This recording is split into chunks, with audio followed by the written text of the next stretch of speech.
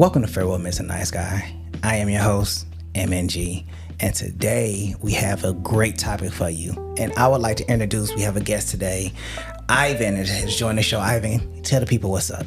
Hello all. It's nice to talk to you all. We're going to have a wonderful conversation today. So today, our conversation, our topic of discussion is this Netflix documentary called Juul, or The Rise and Fall of Juul.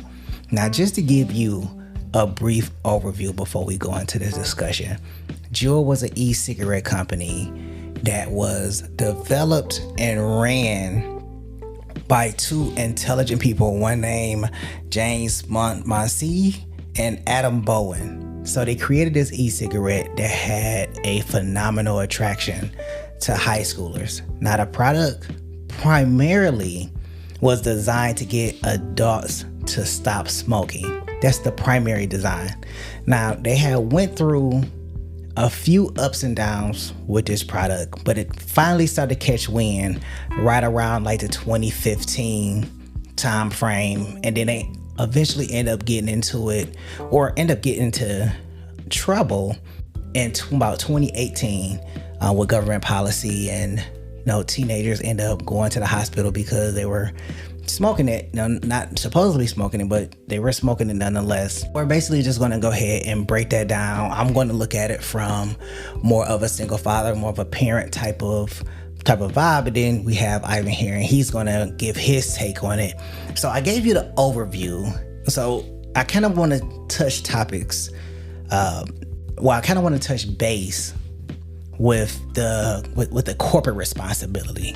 So we know that in this footage, and the film, the documentary is 4 episodes long, and I really suggest everybody go out there and watch it. It was a great documentary of the beginning of e-cigarettes, because Juul was the beginning of the e-cigarette trend, because you had a whole bunch of e-cigarettes out there now. You got Breeze, you got all that stuff out there, but Juul kind of like put that spotlight out there because their whole concept and idea was, how can we quit people? How can we stop people from smoking? Was the idea. Now, corporate responsibility, because based on the Netflix documentary, they started marketing to college, the new kids, the cool kids on the block. That was their whole marketing thing. And from that marketing thing, the closest thing to college is high school. So I'm 18, 19, 20 years old, and I'm smoking this new product. I'm putting it on Instagram. I'm putting it on Facebook. I'm putting it out there that, I'm doing this, making it look cool, and the marketing is making it look cool. And there's no government oversight on that product because capitalism, there isn't a rule or a policy against a particular product until that product becomes a danger to the people that the government govern. So until that becomes an issue, then we looking at what is corporate responsibility. So in your opinion, from watching the documentary, how much responsibility did Juul have to make sure that, hey, you have a product that's inhaled like tobacco? It's not a tobacco product. It has nicotine salt in it, and that nicotine salt was not proven to be addictive until later on. So how much responsibility did corporate have to make sure that it was not in the hands of high schoolers, middle schoolers, and so forth, and that it should be directed towards adults to help them get off of cigarettes? Okay, so that's a lot there that you're unloading. Okay. All right. So if we go back, so these two individuals, the creators, James and Adam, they both started at Stanford. They both were product design engineers. Issues with this cigarette because it actually has a lot of components that's carcinogenic. Mm-hmm. But let's just stick with something that will give an individual the feel of a cigarette without without harming them. So we know nicotine, which is addictive property. Let's just have that containment. Let's just only contain nicotine. So, they worked with some chemists and they came out with this, as you said, those nicotine salts. Now, their big thing was, being a tech company. So it wasn't, and making something look cool. Okay. It wasn't really branded to college students. I don't believe so. Right. Or most definitely no one that's not an adult. So their whole mission was to improve the lives of the world. Improve the lives of the world's 1 billion adult smokers. That was their old mission. Now, what does that mean? That means they're not trying to get people off of smoking, but they just want to transition them to a healthier side of smoking. Right. Now, they had plenty of issues. They had other products. They had that PAX product. Yeah. But, and that, oh my gosh, that was a winner for them. Yeah, but that product was primarily designed for use with marijuana. Well, it wasn't. It was to buy tobacco, put it in the PAX contraption, and then smoke it. But people that use marijuana found, this is much easier, putting my marijuana in here and then smoking it. And so the thing is the company that was backing them was a Japanese tobacco company. Right. And they did not like that because at that time, weed was not something that didn't have the good. You couldn't associate yourself. Yeah, I guess you could. Yeah, of smoking. Well, you knew stoners, but the thing is it's how companies viewed smoking weed. Like now, companies don't really care as long as you do it on your personal time. But it was laws that changed, state laws. Right. Not federal. So it was frowned upon. And so since PAX was the main usage was marijuana, that's why they switched. That's why they disconnected themselves from them. From Juul. Then they truly honed in on their Juul product. That it wasn't called a pen. It was called we just called a vape. Yeah, a vape pen. Right. Truly. Because other companies did have cigarettes or e-cigarettes. I remember those.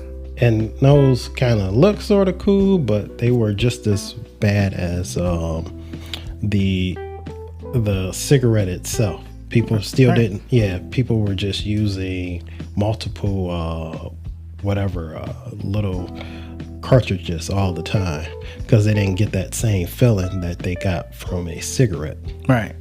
So going into more of the corporate side of things, yeah. So do they have any responsibility as a corporation?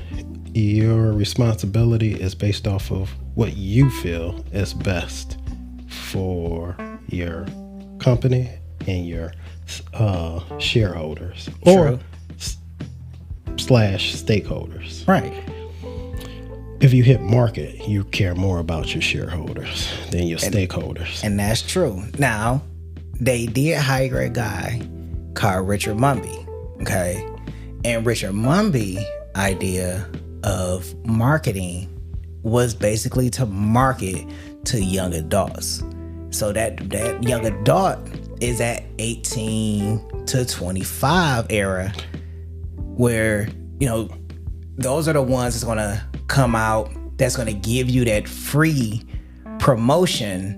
You give them free products because that's what they were doing. They were having parties, giving out free products. Correct. And they were making it seem like, this is a cool thing to do, which per the documentary, the information, the strategy that they were using is the same strategy that big tobacco companies were using way back when. Yeah, it was predatory representation. Now, when you think about that, and let's talk about, as we talk about corporate responsibility, if we look at them calling themselves a tech company, but not necessarily calling themselves big tobacco, wouldn't you say that they are more at fault of their predatory practices because they consider themselves as one industry, even though they're serving another industry? It's the same thing what Tesla does.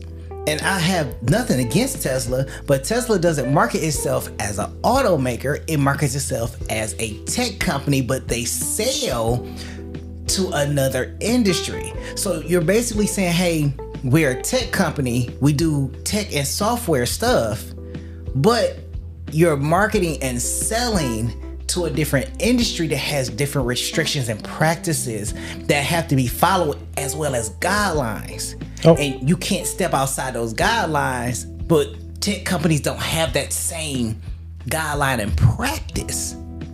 So when you're talking about corporate responsibility, if you're going to be in one industry but sell to another industry or consumers of that industry, you have to be well versed in the law as well as past practices and current practices in both industries. So you can't be just a tech industry that's selling in the tobacco industry. And that's kind of why Tesla also kind of find itself in hot water with certain laws and practices, because they don't label themselves as a part of the auto industry. They kind of they call themselves like a tech company, but can't be a tech company. Like a tech company to me, it's like yo Apple, yo Microsoft. Their consumers are buying from the same industry that they're in. Mm-hmm. Okay, you're making software, you're making hardware. It's all tech. You making a computer, you making the software for the computer. It's all in a technological industry. Tesla builds all their stuff in house.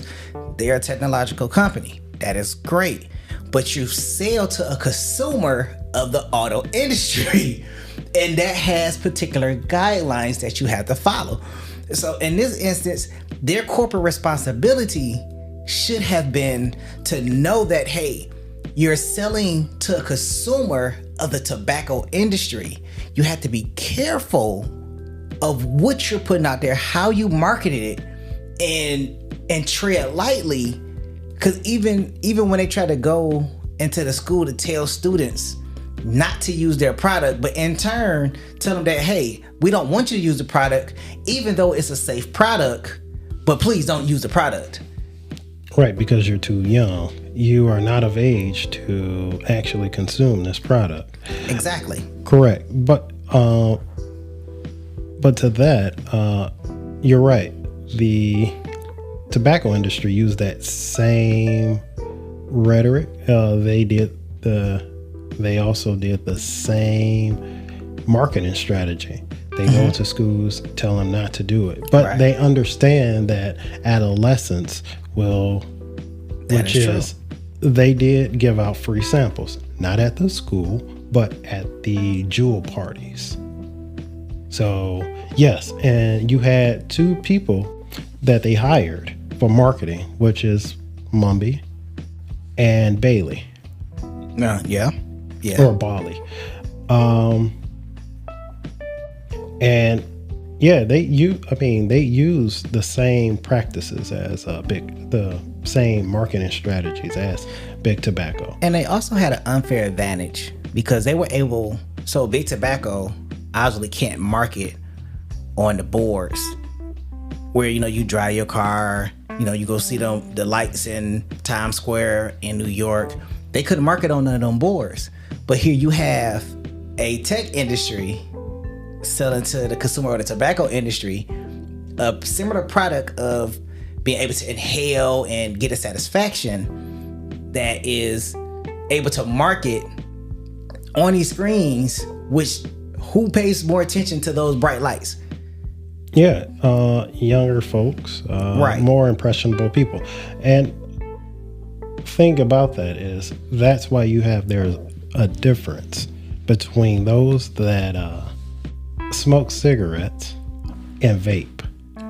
And you True. could talk to people that smoke and vape, and you can ask them, oh, you're smoking, the ones that's vaping. And say, no, I'm vaping, not smoking.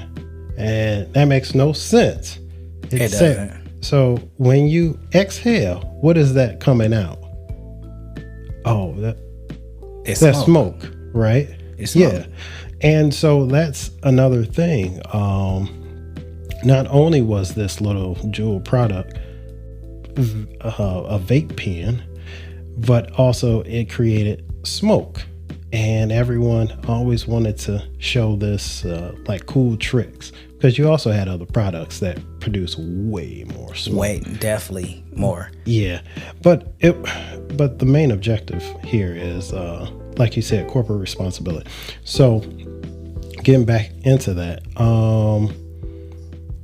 as a corporation, they pushed off free samples. It got some people hooked. The other advantage that they have that Big Tobacco never had, right, was social media. That's true. So you have all these adolescents or teenagers seeing everything up front, and this is the type of world we live in, where I'm seeing my idols, such as, and I don't care, Taylor Swift or a Beyonce or a Jay-Z, that has this Juul up to their mouth. Yeah. I'm not saying those people, but well, Dave Chappelle definitely had one when he was on stage. Yeah. Now they're seeing this and they idolize these people. So I want to do what they do. Right. And following the status quo. Correct. And I should be able to get the money from my mom. I may lie. There was even a young man that said that. He said, yeah, Mom, that was just a headlight from my car and she fell for it. Like, what? Okay. Now, as a but from the corporation standpoint, their thing is to, going back to their mission statement, their mission was to improve the lives of the world's 1 billion adult smokers. That was their whole mission. Let's look at that statement. It's adults. Right. So yeah, and so it was adults are in college. I mean, from once you hit, grad school, but yeah, maybe your senior year, yeah, you're an adult. So, and that's the age to smoke is actually 18 years old. So yeah, so you're an adult. So we want those individuals to use our product. So you're right, going back to college students. But also you have those adults or those students that may have sisters and brothers as well. And those people that they idolize, in addition to social media. So you're getting hit from every single angle. Mm-hmm. And the thing is, and then if you go to a party and it's free, here's a pen, here's some creme brulee or some mango flavor, give it a shot. You taste it, you enjoy it. Even though a little bit of that nicotine get in your mouth and you're like, ugh, that tastes horrible, but I'm gonna just keep going. They had bad products. Yeah, that product was atrocious. Their thing is to, like I said, make money. Because as soon as you continue to add on to leadership within that company, even though you're the creators, you start getting pushed out. So all you see is dollars coming in, and you're not really paying attention to all the fluff that's going on. So it's as if, they're the creators on the outside of that vape cloud. Right. And the corporation is within that vape cloud. Yeah. And that's it. And that's what nearly happened. So, I mean, as a corporation, they did grow really rapidly. They even became a decacorn. What? I'm sure you heard about that. I did hear about that. And I said, decacorn, what the heck is that? I don't believe that their growth is excuse for their lack of corporate responsibility. Now, I will say that their shareholders could have pushed them to the brink where they're just like, you know what? Yeah, just like they had a bad product. And they was like, you ever heard that saying, fuck it, ship it? That was the saying that they had. Because they had a bad product. It leaked fluid into people's mouths when they smoked it. But people still smoked it, and they still shipped out the faulty product. Right. That's why one thing is when they were trying to get into the market, they were having a issue by trying to go to these vape stores and sell. And they would not pick up their product. They would not touch their product. That's where they had to open up their own stores. Yeah, they opened up quite a few stores, and they were selling it as in these really nice bags, nearly as if you were to go into an Apple store and buy a product. Okay. And here's this wonderful vape pen, and you pull it out the box, and it's as if when you lift it up, it reveals itself to you. It's like, what type of junk is this? This is amazing. So talking about corporate responsibility and them entering the market and them trying to sell this product, they growing really fast. You know, they become one of the fastest tech companies. They grew fast out the box. Their goal was to get people that smoked tobacco to get them over to smoking a healthier substance that technically wasn't 100% tested, because you know when new products hit the market, it's not adequately tested for the long haul. You couldn't really say whether vaping was going to be more healthy for you, even though they ran tests, and even though it had the nicotine, it didn't have the tobacco that will go into your lungs and darken your lungs like a cigarette would. They did those type of tests. Correct. No hazardous products. Even with that, you would think that when the government got wind of a new product on the shelf where it has to be inhaled, taken into your body, there should have been something taken into account to say, okay, even though it's not a tobacco product, we should treat it as a tobacco product, and we should say, hey, it should have a Surgeon General message on there that could be equal to the amount that's in a tobacco product, if being frank, okay? That is excluded in other countries so far as chemicals in food that is not in America. But you come down and tell a company you're pushing poison.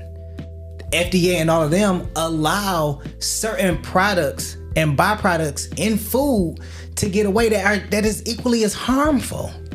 So when you look at corporate responsibility, yes, I will say that they lacked on their responsibility with that one because of their classification as a tech company. But if you look at the government responsibility didn't show up until people started to get harmed, until people started to go to the hospital. So now my question is, when is the government held responsible, held accountable for the same practices that other companies, or when is the government, let me change it, let me phrase that. When is the government held accountable for their lack of responsibility when it comes to protecting Americans from organizations because of capitalism? The government doesn't have any responsibility to the people from a corporation unless something truly happens. But why do we have to wait till something to happen though? Like that, like that's the killing part right there. Nothing is deemed illegal until something bad happens. It's you tiptoeing the line, not you, but I'm just saying that's how corporations run, because you find something that tiptoes the line. It's like, oh, or it's not even part of the legal system, or it's something that's outside, that's creating in a gray area. It's in an area that's not even gray. It's not even in that stratosphere or in that spectrum yet. So if I create something, such as in those vape pens and whatever, right. Yeah, that didn't become a problem, like you said, until people start getting ill. Right. Until mostly children start getting ill. Right. Now, I'm sure you had adults get ill, but they didn't care about that. Right.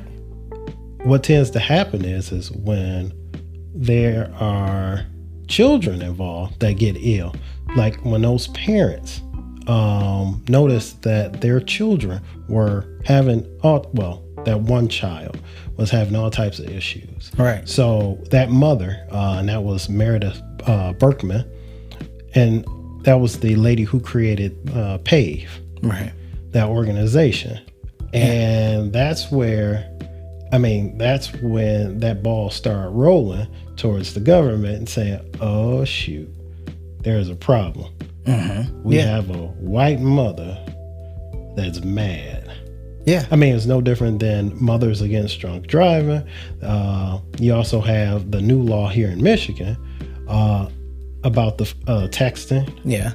Or not texting, but being on your phone while driving. You can get a ticket now. Yeah. So, yeah, that's because that father also had, number one, he has money. Right. Those parents have money.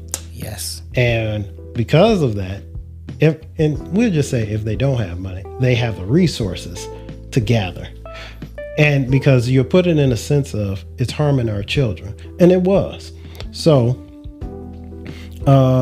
they had two young adults that had two issues. It was vitamin E, which causes lung damage. Yes. And one of them had their lung collapsed, where he had to have a tube put in. Right.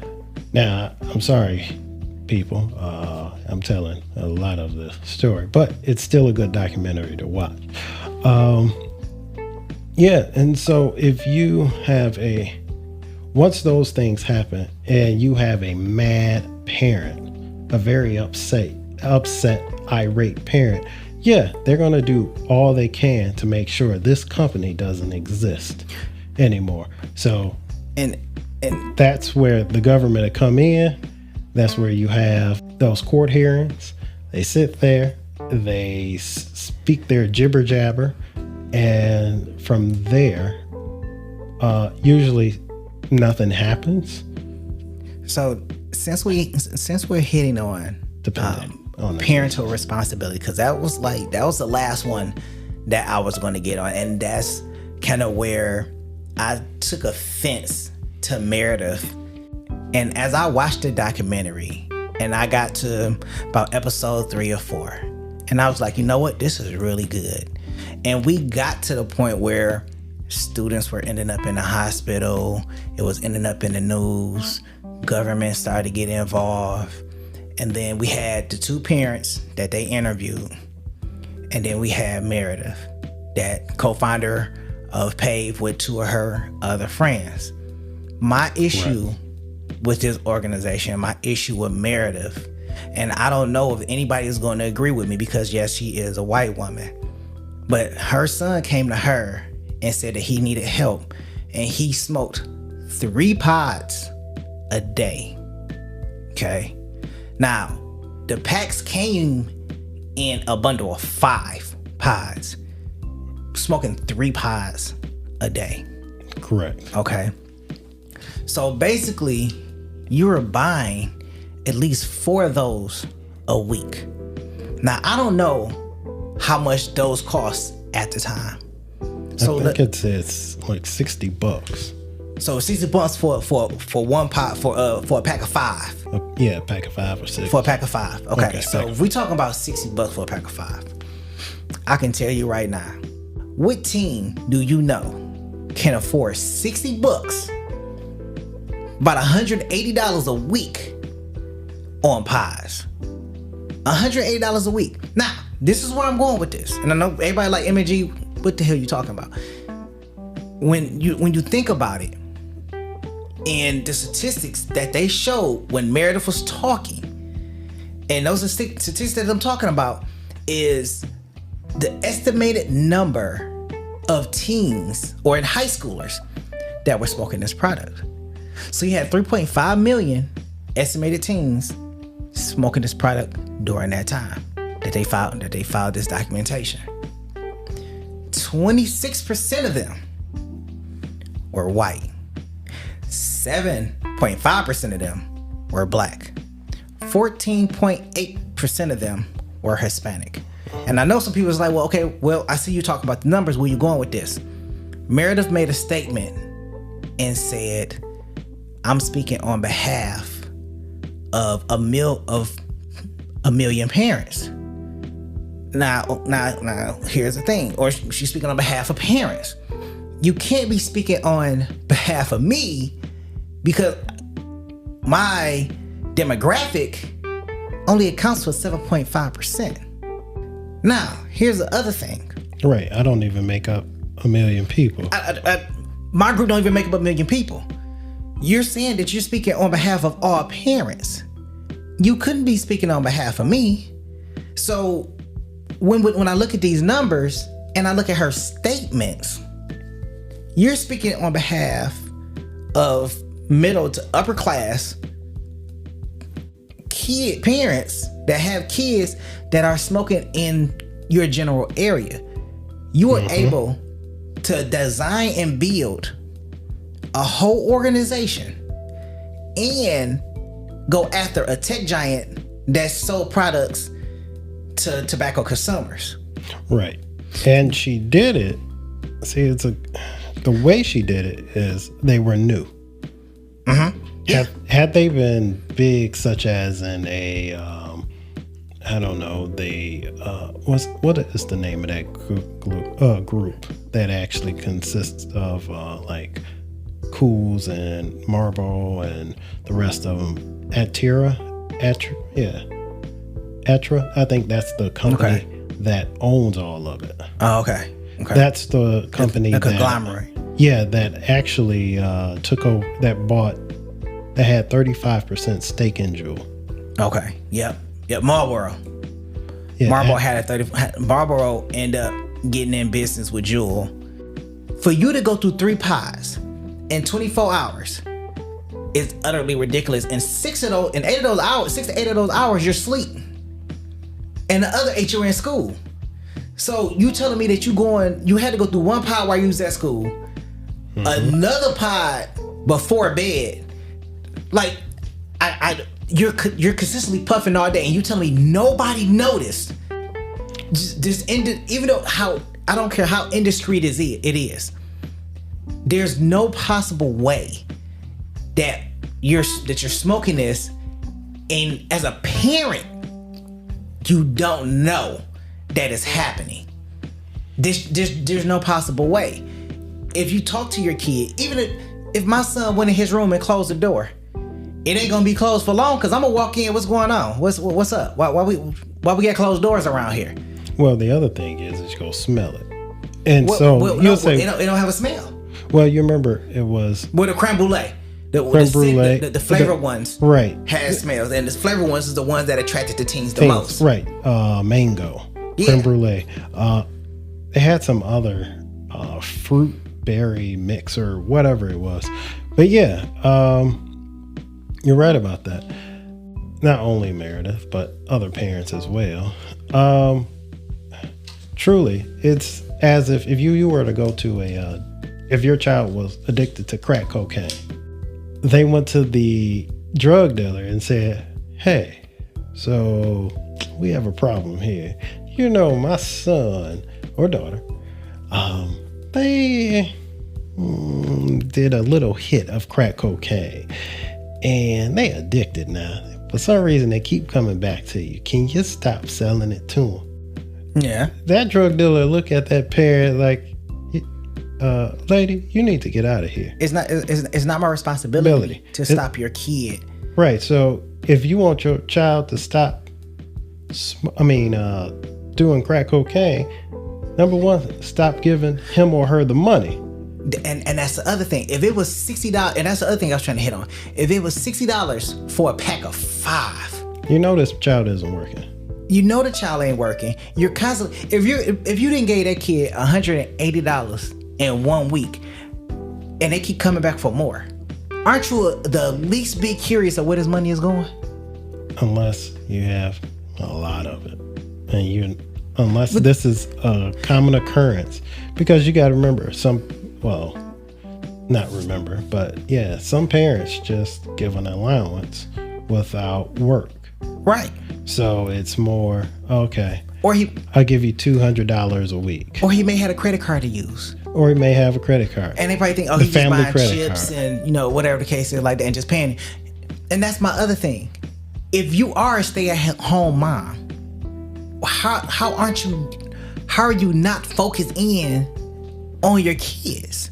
Or is it just that blind statement of, oh, my kid, he would never do that? Are you going to the PTA meetings? Are you going to the parent teacher conference? Like, there had to be some sign that this child was doing that. But not even just that.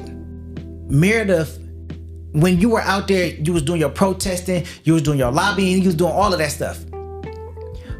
I wonder, was your mindset for all parents who kids were smoking? Or was your mindset was for the white families of eliteness? Were you only focused on them because per the data, your demographic made up majority of those that were smoking? Even if you put the minorities together, which was the blacks and Hispanics, that still only brings it about to like 21-22%. So you still get a 4% difference when it comes to those 3.5 million students that was using a product. So you couldn't have been talking about all parents. You couldn't have been talking about African Americans. You couldn't be talking about Hispanics. You wasn't talking about them. Your whole primary focus was these white kids. That was your whole primary focus. And the government latched on to because it was white kids. Because if it was black kids, it wouldn't even be a discussion. It wouldn't even be a big deal. If there was some black parents that had the absolute time to put together an organization and effectively attack the government as well as the organization in order for them to enforce policy and change and law, it would go unheard. It wouldn't even be just like when you had brought up earlier, MAD, Mothers Against Drunk Driving. What happened in that situation? It was some goddamn white kids. It wasn't a big deal until some young white kid lost their future, and now all of a sudden they got a whole organization. They march, they do all that crap. When's the last time you seen MAD? You said what? When's the last time you heard of them, seen a commercial, anything? So the thing about MAD is what they'll do is that organization is nearly built into the infrastructure, the laws of, I can't say for every, I don't know if it's every state adopted it, but the thing is if you were to get a DWI or DUI or whatever, that means you have to actually volunteer your time. You got to use your time with MAD because the laws was in favor of that. Mm-hmm. So, okay, now I have to do something with MAD, which is whatever it may be. I don't care if you got to pick up trash on the side of the road. But yeah, you are the one that has to take accountability and for what happened. Also, going into organizations, also you have, like, for example, we all get it on our phone. Amber alerts. All right. With Amber Alerts, that started There's a documentary about that as well. Never watched it, but there is one that may be on Hulu. And it expressed who the young lady was. I mean, the baby, or not truly a baby, but it was a little girl, right, named Amber. And, you know, this mother did the same exact thing. Now, there are hundreds of thousands of young black girls that have the same issue, that right. are being taken and not being represented in media, right, at all. It's more as if, oh, have you heard about this little girl? I mean, and that's very minute if you hear that. So one mother, who is also a black mother that's very upset, lost her daughter, and she hasn't seen her, and her name was Ebony. And so she wants to change it to not change Amber, but in addition to Amber, let's call it Ebony Alert. So black children that are missing, let's find them. And that created an uproar.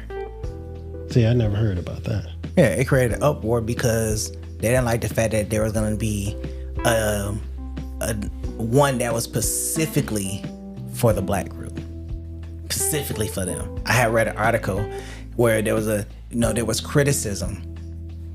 I can't say that I've seen many black names or black descriptions come across on an Amber Alert. I'm not going to say that it hasn't, but I'm going to say that I haven't seen many.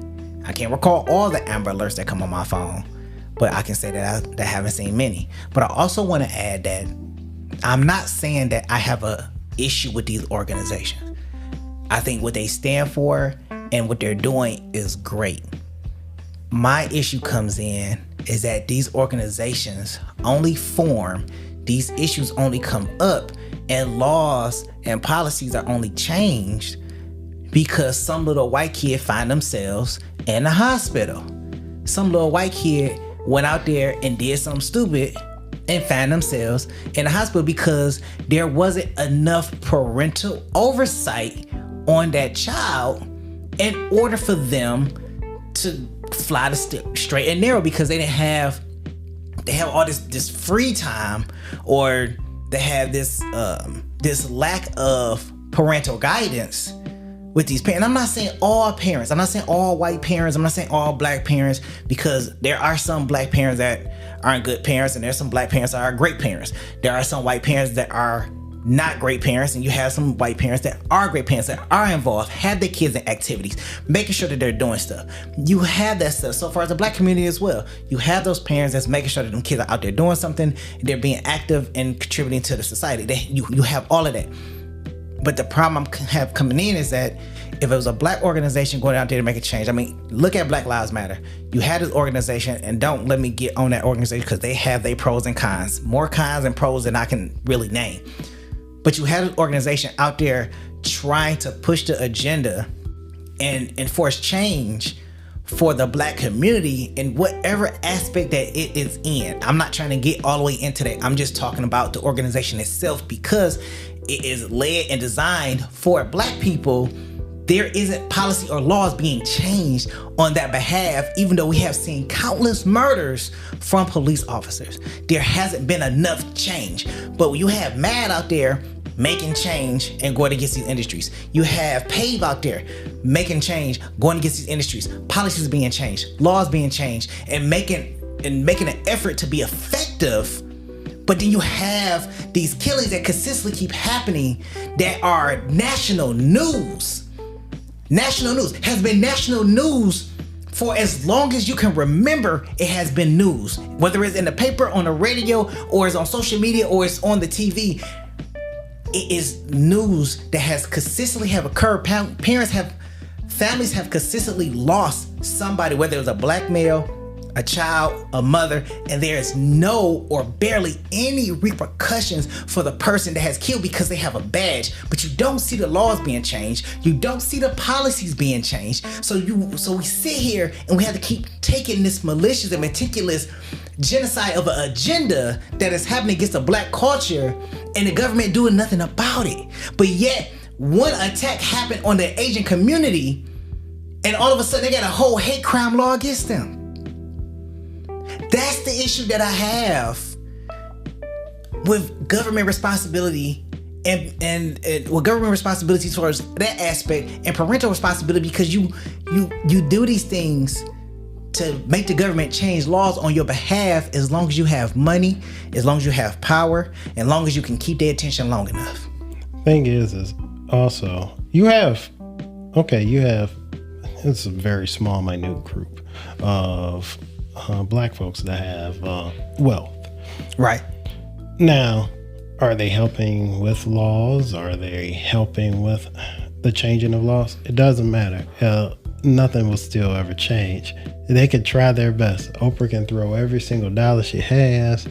Tyler Perry can do the same thing. Every wealthy individual, black individual, can throw. Even you and I could just throw all our dollars and resources into this pot, and it would still nothing will happen. Reason why? It's been happening ever since we were let go off the plantation. Well, shoot, truly, when we first came over here. Based off stories that they told us. All right. But ever since our captors would just say, let us go. And we wanted our rights and freedoms. No, nothing's going to change. This is just how the United States works. So it's just marginalizing certain groups. Now, but we're getting off course with Juul and the government. So, the government doesn't truly care unless, yes, if you have money, if you actually have a certain pigmentation, they'll care. Thing is black people just always want to be left alone, and that's it. We just want to be left alone. But if you want to create these laws, be fair about it. That's how it is. And with us, say if that cop goes to jail, but our child is dead, now you can sue that the city police, or we just say if it was in the city of Detroit, you can sue the city of Detroit, and you'll win. So you'll win that, let's say, $12 million from the city of Detroit. Mm-hmm. And then they're done with you. But that $12 million will never bring your child back. But that doesn't account for accountability on the criminal side of it. But that's how we work in our society. It's all about throwing money. Okay. At it. I know it's horrible. So to certain groups. Okay, so take into account of everything that we talked about, and give me your last opinion on what was discussed.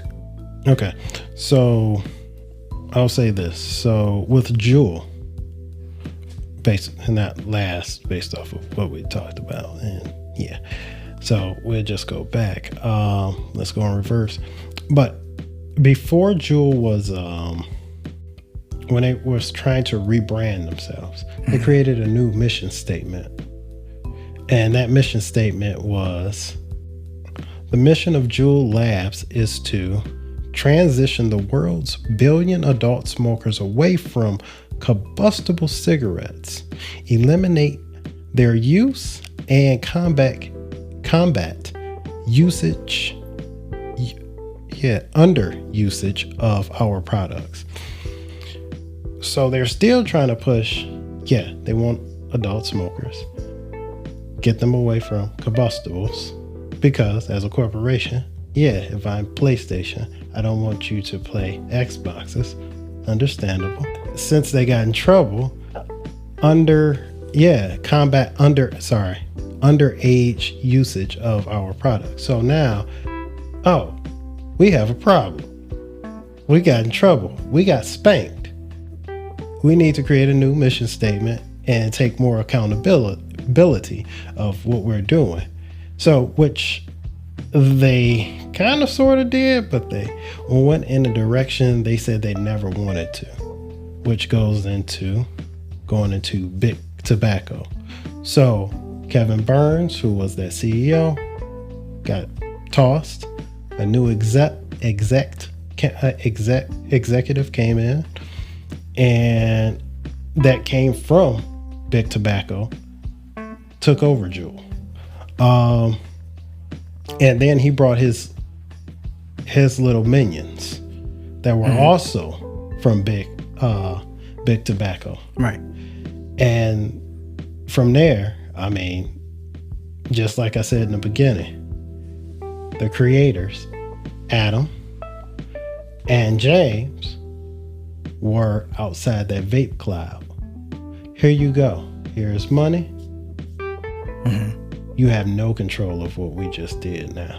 We just took what you created, and now we have ownership. So big tobacco took over.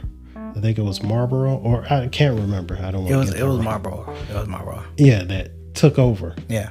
And just took it from them. Yeah. And pushed them out. So all they do is probably just sit back and think about creating other products, because that's what their degree is based off of. Yeah. And they also probably receive a retainer. Yeah. And that's a large possibility. So my take on it, and which is okay. My take on it is that corporate responsibility is essential. And as we move forward with technology, you're going to have tech companies that is operating in a technological industry, but selling to a separate industry. Talking about Juul, talking about Tesla. You're going to have those industries that, we are a tech company, but our mission aligns with consumers that buy from a different industry. Okay. When we look at government responsibility, we need to really take a look at new companies that are considering themselves as tech companies, but want to sell to a different consumer of a different organization. So if I'm looking at buying whatever, okay, say I want to buy a Tesla or whatever. I'm a automotive consumer looking to buy a car. I'm not looking to buy the technology of the car, even though the technology of the car is appealing. That's not my sole purpose of why I'm buying that car. I'm buying a car because I'm in the market to buy a car. I'm not in the market to buy the technology that the car is equipped with. I just want to buy the car, because you don't fully understand the technology until you buy the car. You can read about it all day long. You can look at YouTube videos. You can do all of that. But you're not 100% with the car.